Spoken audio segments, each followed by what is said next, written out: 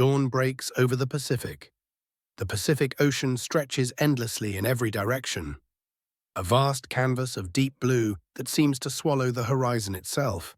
In these early morning hours, as the first light of dawn begins to paint the eastern sky, the water moves with a gentle rhythm, waves rolling in long, lazy swells that catch and scatter the emerging light like scattered diamonds. Imagine yourself suspended above this immense expanse, where the curvature of the earth becomes visible at the edges of your vision.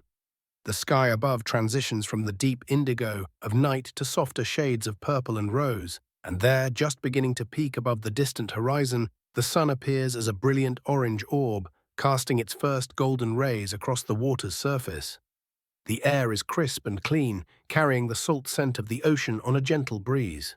Seabirds wheel and dive in the distance, their cries barely audible over the soft whisper of wind and wave. It's a scene of profound tranquility, the kind of peace that seems to exist outside of time itself. But on this particular morning, June 4th, 1942, this serenity carries with it an undercurrent of tension.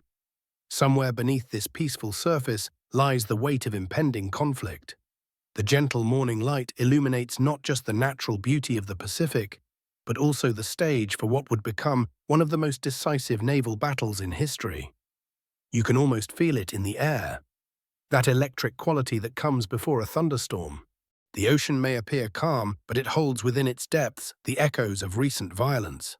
Just 7 months ago, these same waters witnessed the surprise attack on Pearl Harbor, an event that shattered America's sense of security and drew the nation into a global conflict. The sunrise continues its slow, majestic ascent, painting the sky in ever-changing hues of gold and amber. Clouds drift lazily overhead, their undersides touched with warm light. The water reflects this celestial display, creating a mirror image that doubles the beauty, and perhaps the foreboding. In the distance, barely visible against the vastness of the ocean, dark shapes move across the water. These are not the gentle forms of whales or dolphins, but the angular silhouettes of warships, carriers and cruisers and destroyers cutting through the swells with purpose and determination. They carry within their steel hulls thousands of young men, many barely out of their teens, who will soon face the ultimate test of courage and skill. The morning light catches the spray thrown up by their passage, creating brief rainbows in the mist. It's a reminder that even in times of conflict, beauty persists, that hope and wonder can coexist with duty and sacrifice. As the sun climbs higher, the ocean begins to shimmer with reflected light. The gentle sound of waves provides a constant, soothing backdrop, a natural rhythm that has remained unchanged for millions of years. It's a sound that speaks of continuity, of the eternal cycles that govern our world. Sunrise and sunset, tide and ebb, the endless dance of wind and water. But today, this ancient rhythm will be interrupted by the roar of aircraft engines and the thunder of explosions. Today, the peaceful Pacific will become a battlefield where the fate of nations hangs in the balance. Preparing for flight. The steel deck of the USS Enterprise vibrates beneath the feet of hundreds of sailors as they go about their morning duties. The carrier, one of America's most formidable warships, bustles with purposeful activity. Men in dark blue uniforms move with practiced efficiency, their movements choreographed by months of training and the urgent demands of war. The flight deck stretches out like a massive grey runway, its surface worn smooth by constant use. Painted lines and numbers mark specific positions, creating an organized grid that brings order to what might otherwise be chaos. The smell of aviation fuel mingles with salt air and the metallic scent of steel, warmed by the morning sun. Douglas SBD Dauntless dive bombers sit in neat rows, their wings folded back to save space. These aircraft, painted in the Navy's standard blue-gray camouflage, represent the cutting edge of naval aviation technology. Each plane carries a crew of 2, a pilot and a rear gunner, and is capable of delivering a 1,000-pound bomb with devastating accuracy. The Dauntless may not be the fastest or most glamorous aircraft in the Navy's arsenal, but it has earned a reputation for reliability and toughness. Its sturdy construction and powerful engine make it ideal for the demanding task of dive bombing, where pilots must push their aircraft to the very limits of performance and endurance. Mechanics swarm over the planes, checking engines, testing controls, and loading ordnance. Their work is methodical and thorough. They know that the lives of their fellow sailors depend on their attention to detail. A loose bolt or a faulty connection could mean the difference between a successful mission and tragedy. Among the bustling crowd of sailors and airmen, one figure stands out. Lieutenant Commander Wade McCluskey moves through the organized chaos with the confident stride of a seasoned naval aviator. As the Enterprise's Air Group commander, he carries the weight of enormous responsibility on his shoulders. The decisions he makes in the coming hours will affect not just his own fate, but the outcome of the entire battle. McCluskey pauses beside one of the dauntless bombers, running his hand along its wing with the familiarity of long experience. He knows these aircraft intimately, their strengths and weaknesses, their quirks and capabilities. More importantly, he knows the men who will fly them, young pilots who have trained for months for this moment, but who have never faced combat on this scale. The recent months have been a time of learning and adaptation for the U.S. Navy. The shock of Pearl Harbor gave way to grim determination as America mobilized for war. The Battle of the Coral Sea, fought just a month earlier, provided valuable lessons about carrier warfare and the importance of intelligence gathering. Though technically a tactical draw, Coral Sea demonstrated that the Japanese Navy was not invincible, and that American pilots could hold their own in combat. But Midway represents something different, something bigger. Intelligence reports suggest that the Japanese are planning a massive assault on the tiny atoll, using it as bait to draw out and destroy what remains of the Pacific Fleet. If successful, this attack could give Japan control of the Central Pacific and potentially force America to negotiate a peace settlement. The stakes could not be higher. Admiral Chester Nimitz, commander of the Pacific Fleet, has committed virtually every available ship to this battle. If the American forces are defeated here, it could be months or even years before the Navy can mount another offensive operation. On the flight deck, the tempo of activity increases as the morning progresses. Fuel trucks move between the aircraft, topping off tanks for the long flight ahead. Ordnance crews carefully load bombs and ammunition, double-checking weights and balance to ensure optimal performance. Every detail matters when lives hang in the balance. The ship's loudspeaker crackles to life, calling all aircrew to the ready room for final briefings. The pilots and gunners begin to gather their gear. Flight helmets, maps, survival equipment, the tools of their dangerous trade. Some joke and laugh, using humor to mask their nervousness. Others are quiet and contemplative, perhaps thinking of home and loved ones they may never see again. The Enterprise herself seems to sense the importance of the moment. Her massive hull cuts through the swells with steady purpose, her engines maintaining a constant rhythm that provides a reassuring backdrop to all the activity above. She has carried her crew safely through many dangers, and they trust her to do so again.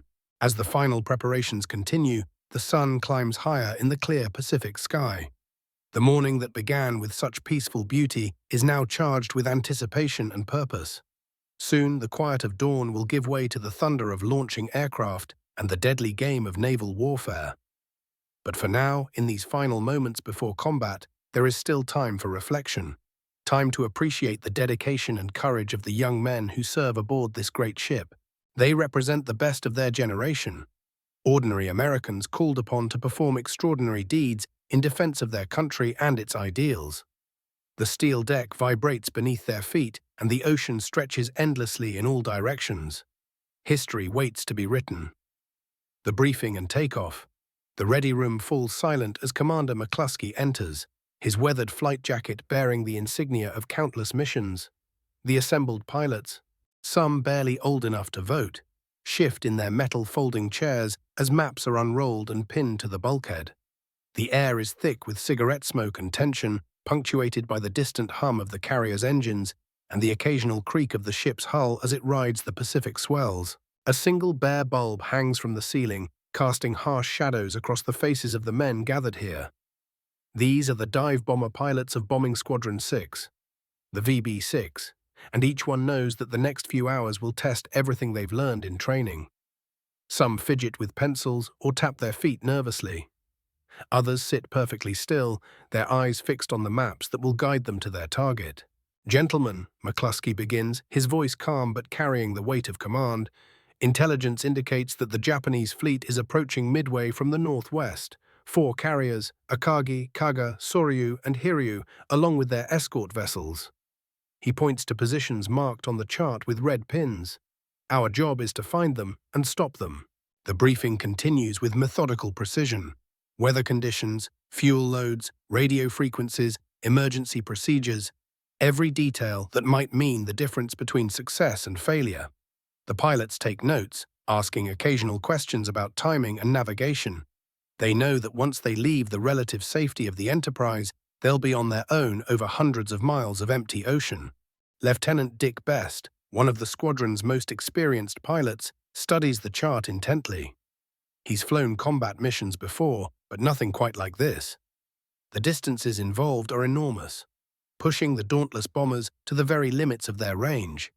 If they don't find the Japanese fleet quickly, they may not have enough fuel to return home. Remember, McCluskey continues, the Dauntless is built for this kind of mission. She may not be fast, but she's tough and reliable. Trust your aircraft, trust your training, and trust each other. His eyes move across the room, making contact with each pilot. Some of you are flying your first combat mission, others are veterans.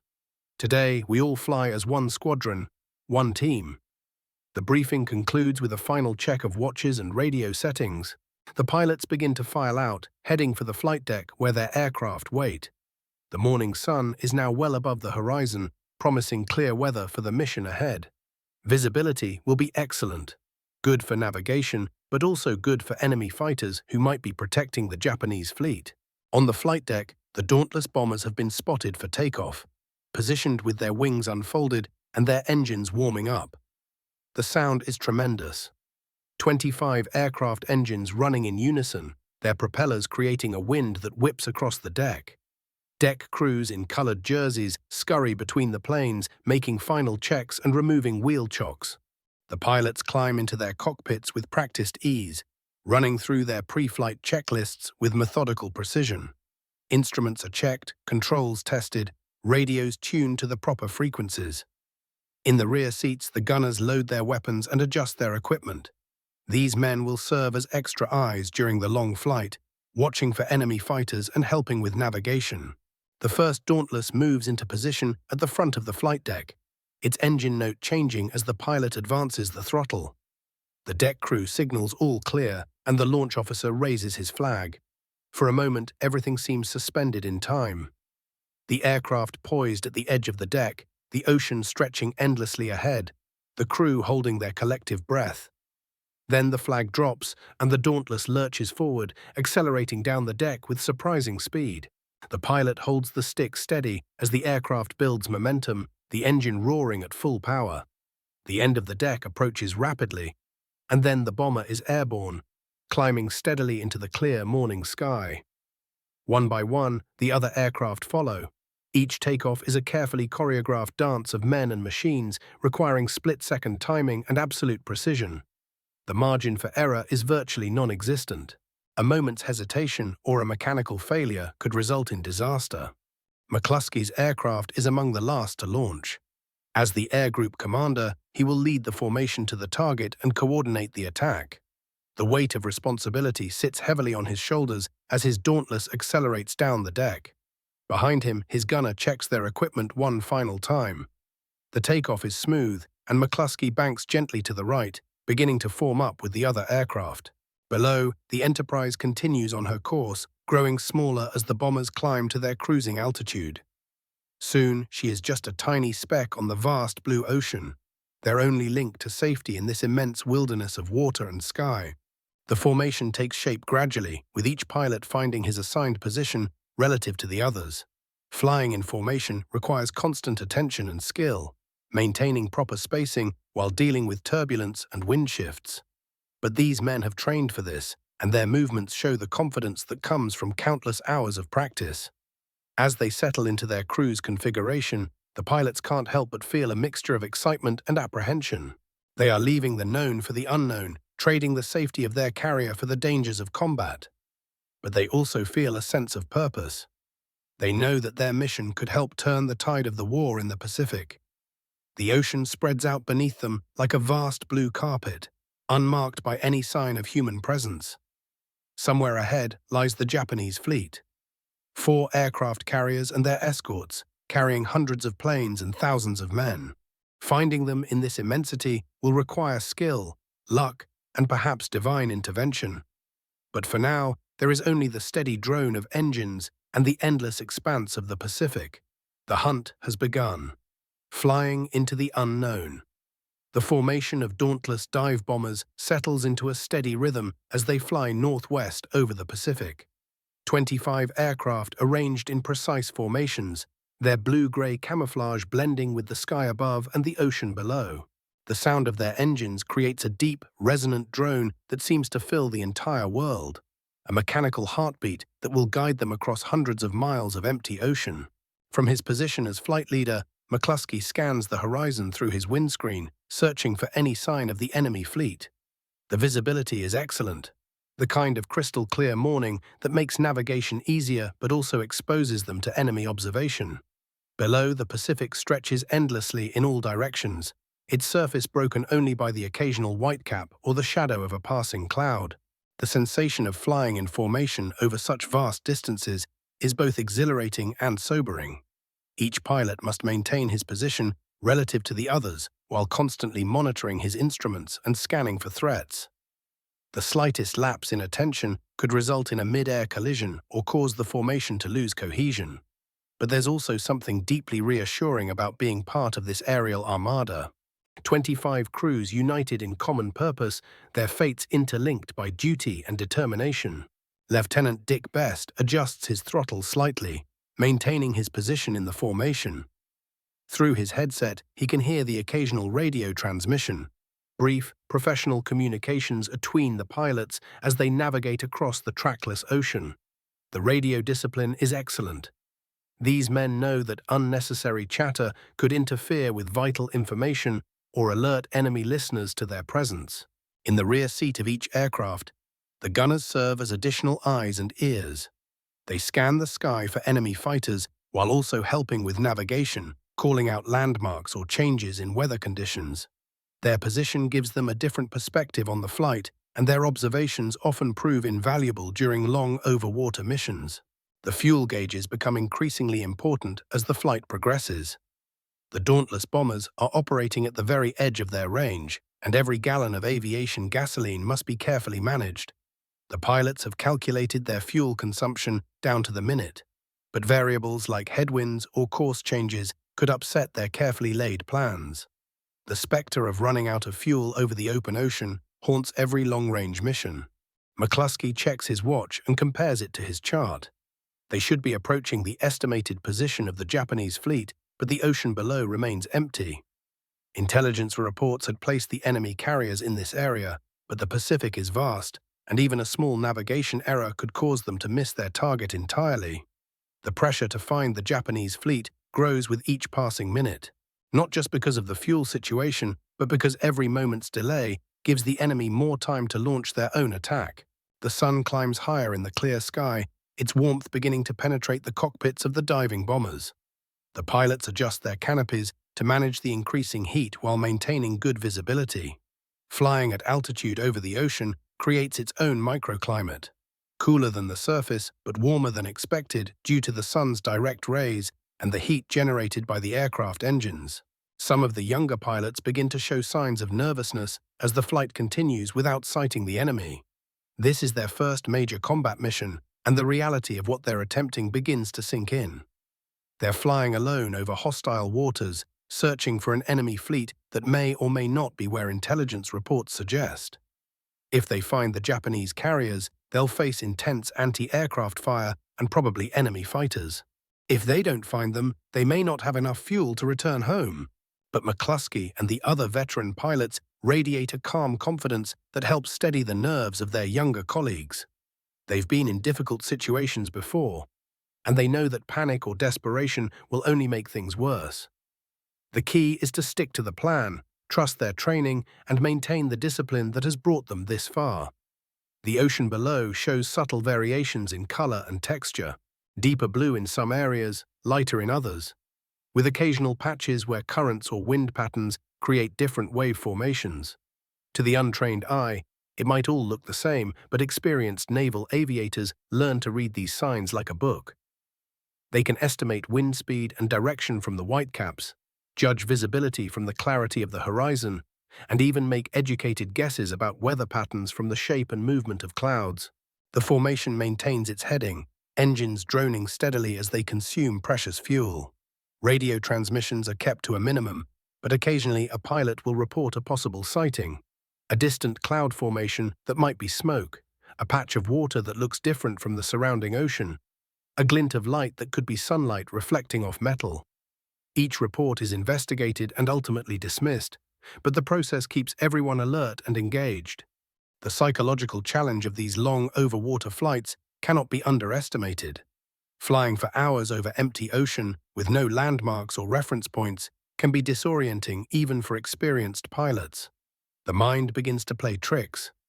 Distant clouds start to look like ships, patches of sunlight on the water resemble aircraft formations, and the constant drone of engines creates an almost hypnotic effect that must be consciously resisted. McCluskey rechecks his navigation, comparing his dead reckoning position with the estimated location of the Japanese fleet. The mathematics are simple but unforgiving. Distance, time, fuel consumption, and wind drift all factor into the equation. Too far in any direction, and they'll miss their target. Too long in the search, and they won't have enough fuel to return home. The margin for error grows smaller with each passing minute. But these men are professionals, trained for exactly this kind of mission. They understand the risks and accept them as part of their duty. They know that the fate of Midway, and perhaps the entire Pacific War, may depend on their ability to find and attack the Japanese carriers. It's a sobering responsibility, but also an inspiring one. They are writing history with their courage and determination. The endless Pacific continues to roll beneath them, keeping its secrets hidden beneath the blue surface. But somewhere ahead, the enemy fleet continues its approach to Midway, unaware that American dive bombers are searching for them in the vast expanse of ocean and sky. The search and a glimmer of hope. The fuel gauges in the dauntless cockpits show the relentless passage of time and the equally relentless consumption of their most precious resource. Each pilot glances at his instruments with increasing frequency, calculating and recalculating the point of no return. That invisible line in the sky beyond which they won't have enough fuel to make it back to the Enterprise, no matter what they find ahead.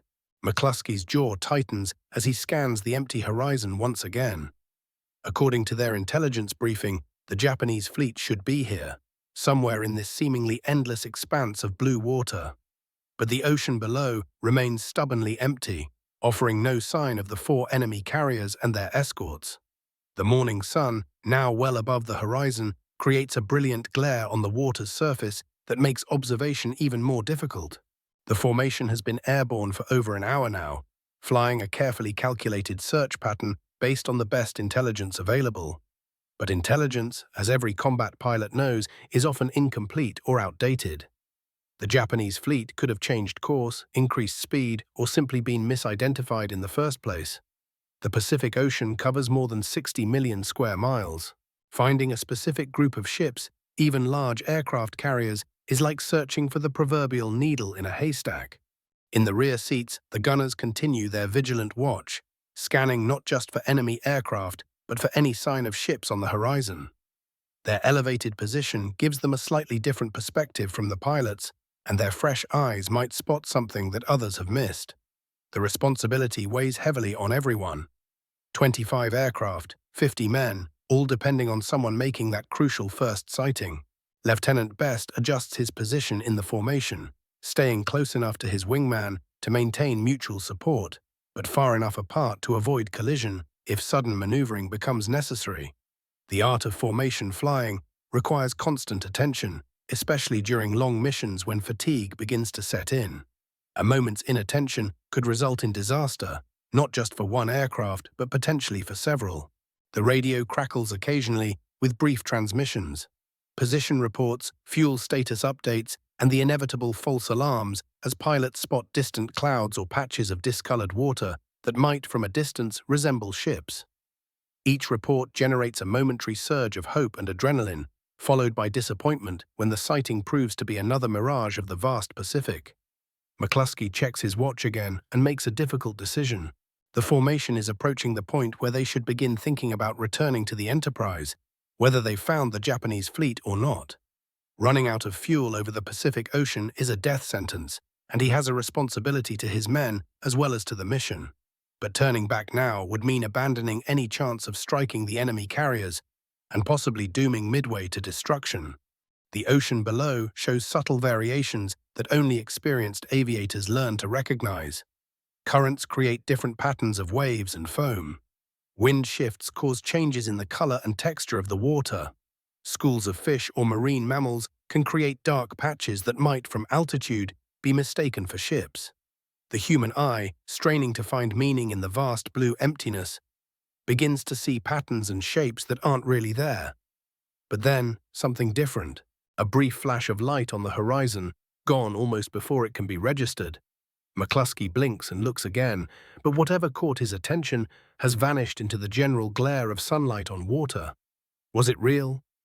A reflection of a ship's superstructure, the glint of aircraft wings, or just another trick of light and shadow on the restless ocean surface?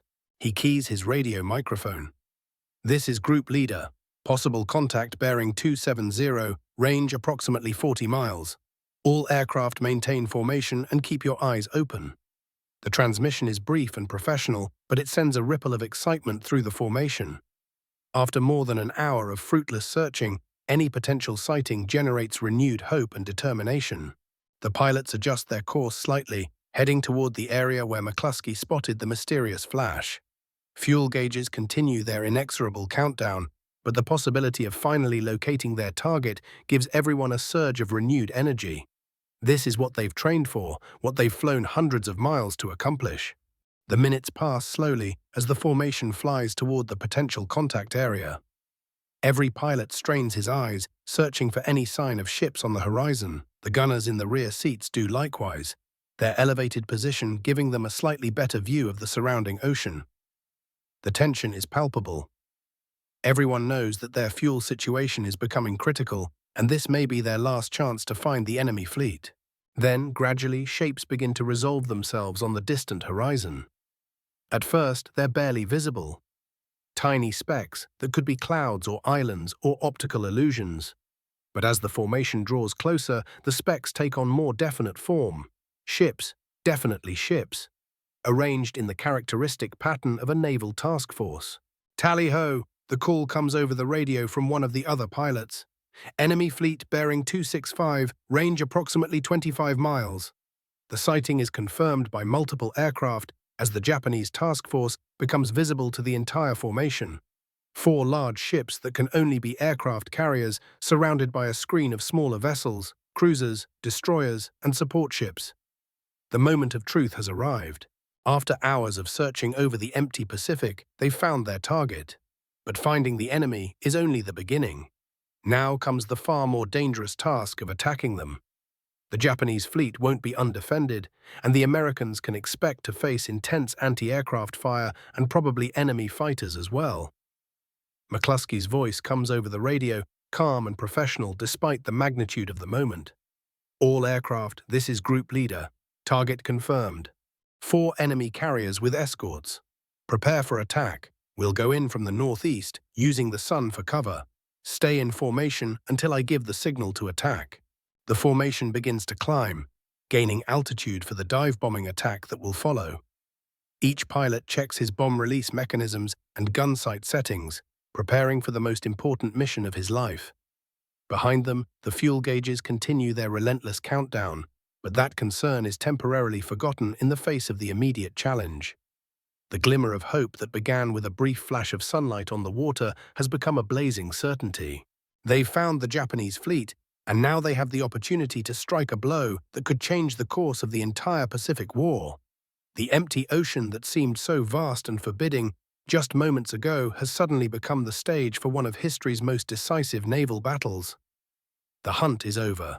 The attack is about to begin. Sighting the enemy. The Japanese task force spreads across the ocean like a deadly constellation of steel and purpose. From their altitude of 15,000 feet, the American dive bomber pilots can see the enemy formation in perfect detail. 4 aircraft carriers arranged in a rough diamond pattern, each surrounded by its protective screen of cruisers and destroyers. The ships leave white wakes in the blue water as they maintain their course toward Midway, unaware that death approaches from the clear morning sky above. McCluskey studies the enemy formation through his binoculars, his experienced eye taking in every detail. The carriers are massive, each one capable of launching and recovering dozens of aircraft. Their flight decks appear busy with activity, suggesting that they may be preparing to launch another strike against Midway, or perhaps recovering aircraft from an earlier attack. This is the heart of Japanese naval power in the Pacific, the same force that struck Pearl Harbor with such devastating effect just 7 months ago. The sight of the enemy fleet generates a complex mixture of emotions among the American pilots. There's excitement at finally locating their target after the long fuel-consuming search. There's apprehension at the magnitude of the task ahead, attacking heavily defended warships with anti-aircraft guns and fighter protection. But above all, there's a grim satisfaction at having the opportunity to strike back at the force that brought war to American shores. All aircraft, this is Group Leader. McCluskey's voice comes over the radio with calm authority. We have 4 enemy carriers below us. I'm designating the nearest carrier as our primary target. We'll attack from out of the sun to maximize our surprise and minimize their defensive fire. Stay in formation until I give the signal to begin individual attack runs.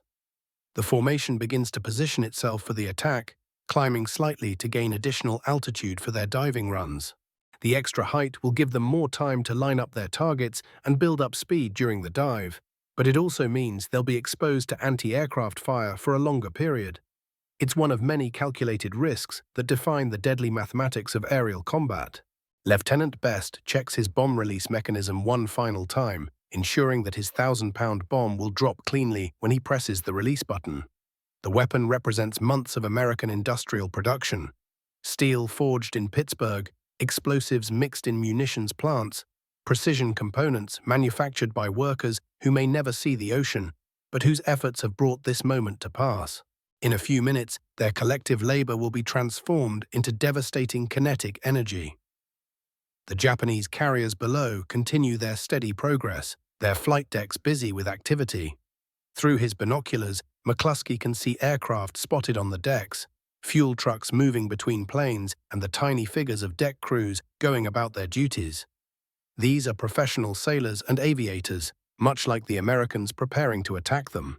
They're serving their country with the same dedication and courage, but today they happen to be on the wrong end of a carefully planned surprise attack. The anti-aircraft guns on the Japanese ships begin to track upward as lookouts spot the approaching American formation. Black puffs of smoke begin to appear in the sky around the dive bombers, the deadly flowers of exploding shells that can tear an aircraft apart in an instant. The enemy gunners are skilled and experienced, having honed their craft in battles across the Pacific, but they're facing a type of attack that's difficult to defend against. High-speed dives from multiple directions that give them limited time to track and engage their targets. Prepare for attack, McCluskey announces. We'll go down one at a time, starting with my section. Remember your training, trust your aircraft, and make every bomb count. Good luck to all of you. The moment has arrived. After hours of searching and years of training, everything comes down to the next few minutes. The pilots push their throttles forward and begin their individual attack runs, peeling off from the formation in sequence like deadly raindrops falling from the sky. The sensation of beginning a dive-bombing attack is unlike anything else in aviation. The aircraft nose drops sharply, and the world suddenly tilts at a crazy angle. The target, which appeared small and distant just moments ago, begins to grow rapidly in the windscreen. The engine note changes as the propeller bites into the thickening air, and the whole aircraft begins to vibrate with the stress of high-speed flight. McCluskey's Dauntless plunges toward the Japanese carrier like a falcon stooping on its prey. The ship grows larger and larger in his bomb sight, its details becoming clearer with each passing second. He can see aircraft parked on the flight deck, fuel lines snaking between them, and the desperate activity of crew members trying to prepare for the incoming attack. The anti-aircraft fire intensifies as the American bombers commit to their attack runs. Black bursts of flak fill the air around them, and the occasional red tracer round streaks past their cockpits. The Japanese gunners are firing everything they have: 5-inch guns, 25mm cannons, and machine guns, all contributing to a deadly curtain of steel that the dive bombers must fly through to reach their target. But the dauntless bombers press on, their pilots focused entirely on the task at hand. Years of training have prepared them for this moment. Countless practice runs against target ships, endless hours of gunnery and navigation instruction, and the hard-won experience of previous combat missions. All of that preparation now comes together in a few seconds of intense, focused action. The carrier's flight deck fills McCluskey's bomb sight as he approaches the release point. The ship seems enormous now, its details crystal clear in the morning sunlight. He can see the rising sun emblem painted on the flight deck, the organized chaos of aircraft and equipment, and the faces of Japanese sailors looking up at the approaching bomber. Time seems to slow as McCluskey's finger moves to the bomb release button. Everything depends on this moment. The timing must be perfect, the aircraft's attitude just right, the speed and altitude carefully calculated to ensure that the bomb follows the proper trajectory to its target. Too early, and the bomb will fall short into the ocean. Too late, and it will overshoot the target, wasting months of preparation and a precious opportunity. The crosshairs in his bomb sight align perfectly with the center of the carrier's flight deck. McCluskey presses the release button, and the Dauntless lurches upward slightly as the 1,000-pound bomb drops away.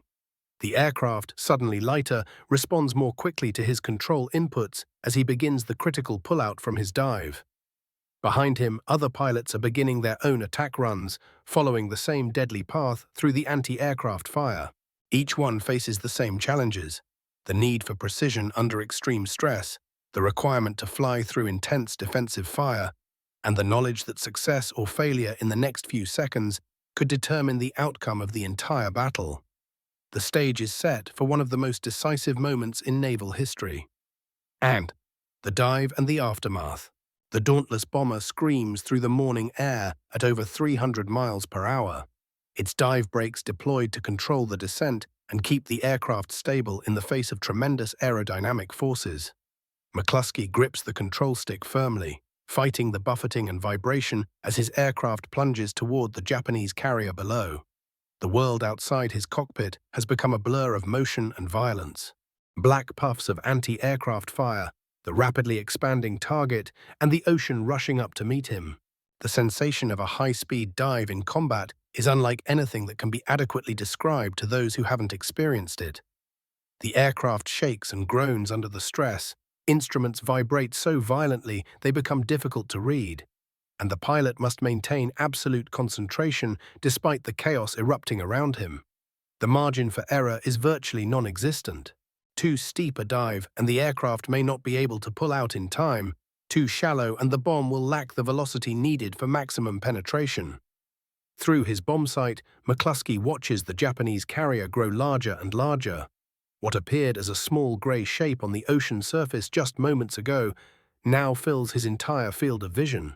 He can see individual aircraft spotted on the flight deck, fuel trucks positioned between them, and the frantic activity of deck crews who have suddenly realized that death is falling from the sky above. The anti-aircraft fire reaches a crescendo as the dive bombers commit to their attacks. The Japanese gunners are skilled professionals, and they're throwing everything they have at the incoming bombers. 5-inch shells burst in black clouds around the aircraft. 25mm cannon fire streams upward in deadly ribbons of light, and machine gun bullets crack and snap through the air like angry hornets. But the geometry of the dive bombing attack works in favor of the attackers. The high speed and steep angle of approach make it extremely difficult for the defensive gunners to track their targets accurately. By the time they can swing their weapons around to engage one bomber, it has already released its weapon and begun its escape maneuver, while another aircraft is beginning its own attack run from a different angle. McCluskey's bomb releases cleanly and he immediately begins his pullout, hauling back on the control stick with all his strength. The G-forces press him down into his seat as the Dauntless fights to recover from its dive. The ocean, which seemed so far away when the attack began, now rushes past just a few hundred feet below. Behind him, his rear gunner calls out the result of their attack. Direct hit on the flight deck. The 1,000-pound bomb, carrying the kinetic energy of its high-speed delivery, punches through the carrier's flight deck and explodes deep within the ship's hull. The blast ignites aviation fuel and ammunition stored below, creating a secondary explosion that sends flames and debris high into the air. What was moments ago an efficient instrument of war has suddenly become a floating inferno. Other dive bombers follow in quick succession, each pilot repeating the same deadly dive through the wall of anti-aircraft fire. Lieutenant Best's aircraft screams down toward a second carrier, his bomb sight centered on the ship's island superstructure. The release is perfect, and his bomb detonates among a group of aircraft being prepared for launch, turning the flight deck into a sea of flames. The Japanese carriers, caught in the middle of launching and recovering aircraft, are particularly vulnerable to this type of attack. Their flight decks are crowded with planes, fuel lines snake between aircraft being serviced, and ammunition is stored in ready lockers near the gun positions. The American bombs, precisely delivered by skilled pilots, create a cascade of secondary explosions that multiply the damage far beyond what the weapons themselves could achieve. Within minutes, 3 of the 4 Japanese carriers are burning out of control. The same efficiency and organization that made them such formidable weapons of war now works against them, as carefully stored fuel and ammunition feed the fires started by the American bombs. Smoke rises in towering black columns that can be seen for miles across the Pacific, marking the funeral pyres of what was once the most powerful naval aviation force in the world. The surviving American pilots regroup at low altitude, their bomb bays empty, but their fuel gauges showing dangerously low levels. The long flight to find the Japanese fleet, combined with the fuel consumed during the attack, has left them with barely enough gas to make it back to the Enterprise. Some aircraft show damage from anti-aircraft fire, bullet holes in wings and fuselage, shattered windscreens, and control surfaces that respond sluggishly to pilot input. McCluskey takes one last look at the burning carriers before turning his formation toward home. The sight is both satisfying and sobering. 3 of Japan's finest aircraft carriers reduced to blazing wrecks in a matter of minutes. Thousands of skilled sailors and aviators, men who served their country with the same dedication as the Americans who attacked them, are dead or dying in the flames and smoke. But there's no time for extended reflection. The return flight to the Enterprise will be just as challenging as the outbound journey, perhaps more so given their low fuel state and the battle damage suffered by some aircraft. The ocean that seemed so vast during their search now seems even more intimidating as they face the prospect of running out of fuel before reaching safety. The formation struggles to maintain cohesion as individual aircraft deal with their own problems. Some pilots nurse damaged engines, carefully managing their throttles to squeeze every possible mile from their remaining fuel. Others deal with hydraulic failures or control problems caused by battle damage. The rear gunners, their primary job now finished, serve as extra eyes to help spot the carrier and watch for aircraft in distress. Radio discipline remains excellent despite the stress and fatigue. Brief transmissions report fuel states, mechanical problems, and navigation updates. But there's no unnecessary chatter. These men are professionals, and they know that their survival depends on working together as a team. Individual heroics are less important now than mutual support and careful resource management. As they fly eastward toward the Enterprise, the pilots can't help but reflect on what they've accomplished. In a few minutes of intense action, they've struck a blow that may well determine the outcome of the entire Pacific War. The Japanese fleet that approached Midway with such confidence is now in ruins, its striking power eliminated by the skill and courage of a handful of naval aviators. But the cost has been high. Several aircraft are missing, their crews either shot down during the attack or forced to ditch in the ocean when their fuel ran out. The survivors face their own uncertain future as they struggle to reach the safety of their carrier with nearly empty tanks and battle-damaged aircraft. The ocean stretches endlessly beneath them, beautiful and terrible in its vast indifference. Somewhere ahead lies the Enterprise and safety, if they can reach her in time. Reflection on the battle. The formation of surviving dauntless bombers droned steadily eastward through the afternoon sky, their engines consuming the last precious gallons of aviation fuel in their tanks. Behind them, columns of black smoke still rise from the burning Japanese carriers, visible even at this distance as dark smudges against the clear Pacific horizon. What began as a desperate search for an elusive enemy has transformed into one of the most decisive naval victories in American history. McCluskey checks his fuel gauge once again, noting how the needle hovers dangerously close to empty. Around him, the other pilots face the same critical situation. Fuel supplies stretched to the absolute limit, battle-damaged aircraft struggling to maintain altitude, and the vast Pacific Ocean stretching endlessly in all directions. But there's also a sense of profound accomplishment that helps sustain them through these anxious moments. They've done what they came to do, and they've done it with a precision and effectiveness that will be remembered for generations. The Battle of Midway represents more than just a tactical victory. It marks a fundamental shift in the balance of power in the Pacific. For 6 months after Pearl Harbor, Japanese forces seemed unstoppable, conquering territory from Southeast Asia to the Central Pacific with apparent ease.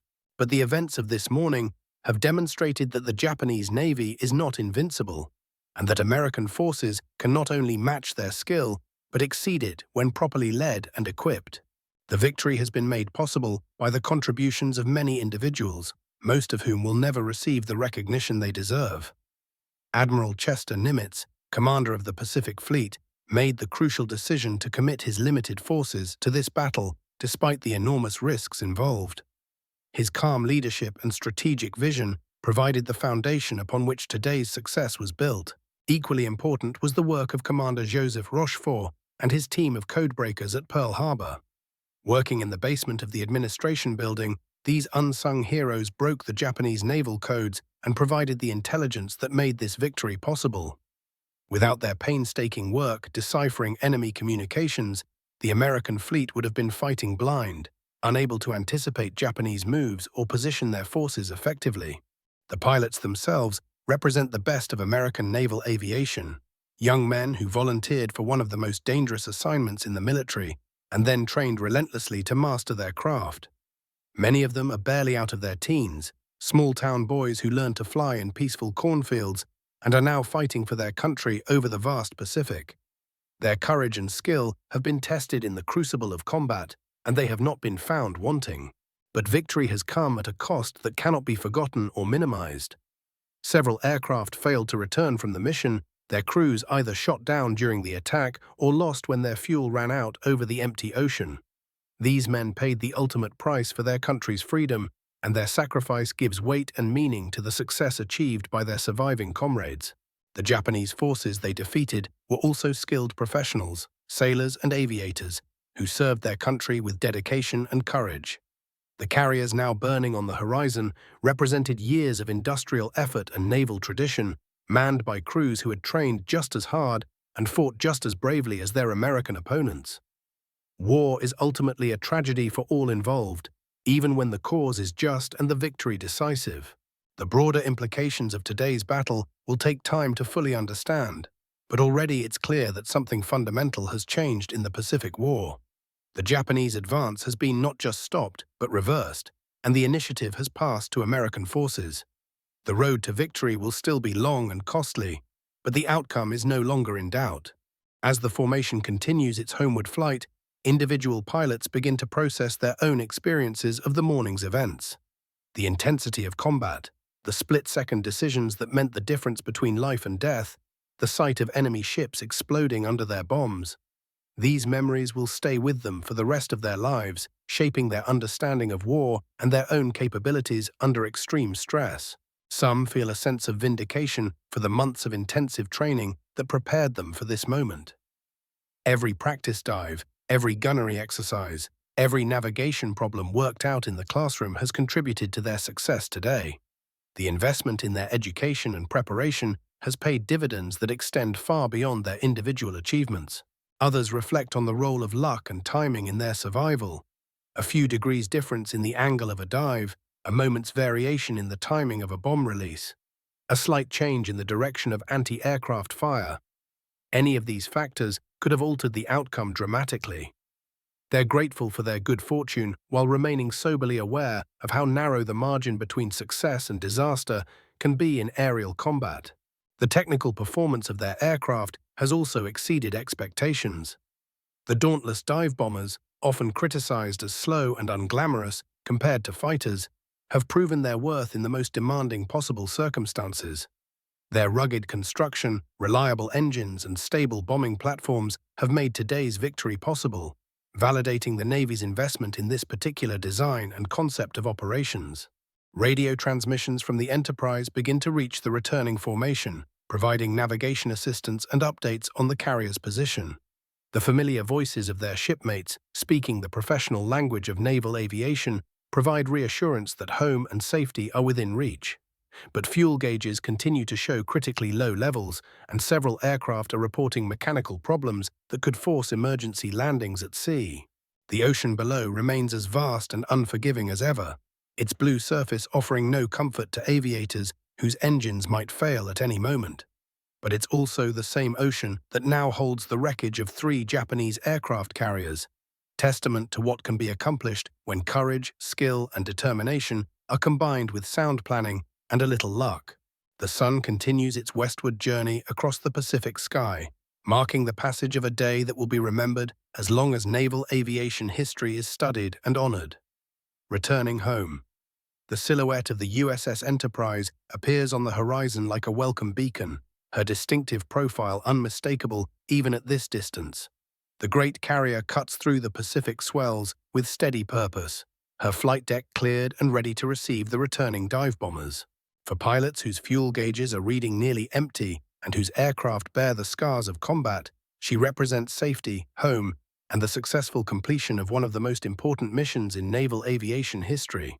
McCluskey feels a wave of relief wash over him as he spots the carrier, but he knows that the mission isn't over until every surviving aircraft is safely aboard. The approach and landing phase of a carrier operation is always dangerous, requiring precise timing and absolute concentration. Today, with battle-damaged aircraft and exhausted pilots, the risks are even higher than usual. The formation begins to break up as individual aircraft prepare for their landing approaches. Each pilot must now focus entirely on his own situation. Fuel remaining, mechanical problems, and the challenging task of getting his aircraft safely onto the carrier's deck. The shared experience of the morning's battle has forged strong bonds among these men, but ultimately each pilot must land his own plane. Lieutenant Best's Dauntless shows several bullet holes in the wing and fuselage, souvenirs of the intense anti-aircraft fire they encountered over the Japanese fleet. His engine is running roughly, consuming fuel at a higher rate than normal, but it's still producing enough power to get him home. In the rear seat, his gunner reports that the hydraulic system is operating normally and that the landing gear should extend properly when needed. The Enterprise begins to turn into the wind, creating the relative wind speed necessary for safe aircraft recovery operations. Her flight deck crew takes their positions, ready to guide the returning bombers to safe landings. The landing signal officer, positioned on the port side of the ship, prepares to provide visual guidance to each pilot during the critical final moments of their approach. One by one, the Dauntless bombers enter the landing pattern, their pilots following the careful choreography that governs all carrier operations. The first aircraft in the pattern extends his landing gear and flaps, configuring for the approach while maintaining precise airspeed and altitude. The margin for error is small. Too fast, and the aircraft will miss the arresting wires and crash into the barrier. Too slow, and it will stall and fall into the ocean short of the deck. The landing signal officer watches the first aircraft through his approach, noting any deviations from the proper glide path or airspeed. His paddles move in the familiar signals that guide naval aviators to safe landings. A slight adjustment to the left, a reminder to maintain proper speed, and finally the cut signal that tells the pilot to reduce power and settle onto the deck. The Dauntless touches down hard on the carrier's deck, its tailhook catching one of the arresting wires and bringing the aircraft to a sudden stop. Deck crew members rush forward to disconnect the wire and guide the bomber clear of the landing area, making room for the next aircraft in the pattern. It's a scene that has been repeated thousands of times, but today it carries special significance. These are the men who have just struck a decisive blow against the Japanese fleet. McCluskey's aircraft is among the last to land, as befits his position as flight leader. His approach is smooth and professional despite his fatigue and the stress of the morning's combat. The Dauntless, settles onto the deck with barely a bump, and the familiar sensation of deceleration tells him that his tailhook has engaged properly. He's home. As the engines wind down and the propellers stop turning, an unusual quiet settles over the flight deck. The normal bustle of activity continues as deck crews service the aircraft and move them to parking positions, but there's also a sense of anticipation. Everyone aboard the Enterprise knows that something important has happened this morning, and they're waiting to hear the results of the mission. The pilots climb stiffly from their cockpits, their flight suits stained with perspiration and their faces showing the strain of the morning's events. Some are grinning with the satisfaction of a job well done, while others appear more subdued, perhaps thinking of the comrades who didn't make it back. The rear gunners gather their equipment and compare notes on what they observed during the attack. McCluskey makes his way to the ship's island structure, where he'll provide an initial report to the captain and the air operations officer. The details of the attack, number of hits observed, enemy casualties inflicted, American losses sustained, will be carefully documented and transmitted to higher headquarters. But the basic facts are clear. The Japanese carrier force has been effectively destroyed, and the threat to Midway has been eliminated. In the ready rooms below deck, the returning pilots begin the process of debriefing their mission. Intelligence officers take detailed notes as each crew describes what they saw and did during the attack. These reports will be compiled into an official after-action report that will be studied by naval strategists and aviation tacticians for years to come. But beyond the official reports and tactical analyses, there's also time for the more human aspects of their experience. Pilots share stories of what they saw during the dive-bombing attacks, comparing notes on the effectiveness of their weapons and the accuracy of enemy anti-aircraft fire. There's relief at having survived such a dangerous mission, pride in their professional accomplishment, and sadness for the friends who didn't return. The camaraderie among naval aviators is especially strong after shared combat experiences. These men have depended on each other for survival, and the bonds forged in such circumstances last a lifetime. They've proven themselves under the most demanding conditions possible, and they know they can count on each other in any future challenges they may face. Word of the victory spreads quickly throughout the ship, passed along through the informal communication networks that exist in any military organization. Sailors who weren't directly involved in the air operations feel a sense of pride and satisfaction at their ship's accomplishment. They may not have flown the bombers or dropped the bombs, but they maintained the aircraft, loaded the weapons, and provided the logistical support that made the mission possible. The Enterprise herself seems to ride more proudly through the Pacific swells, her mission accomplished and her reputation enhanced. She has carried her air group to one of the most decisive victories in naval history, and her name will be forever linked with the Battle of Midway. Her crew, from the captain to the youngest seaman, shares in that accomplishment. As afternoon gives way to evening, the full significance of the day's events begins to sink in. Radio reports from other American forces confirm that the Japanese attack on Midway has been repulsed, and that enemy losses have been even heavier than initially estimated. 4 aircraft carriers, the heart of Japanese naval aviation, have been sunk or put out of action. The balance of power in the Pacific has shifted dramatically in America's favor. But for now, in these quiet moments after the battle, there's time simply to rest and reflect on what they've accomplished. The dive bomber pilots who flew into the unknown this morning have returned as heroes, their courage and skill having changed the course of history. The vast Pacific Ocean, which seemed so threatening and empty during their search for the enemy, now appears more peaceful, a pathway home rather than a barrier to survival. Nightfall and peace.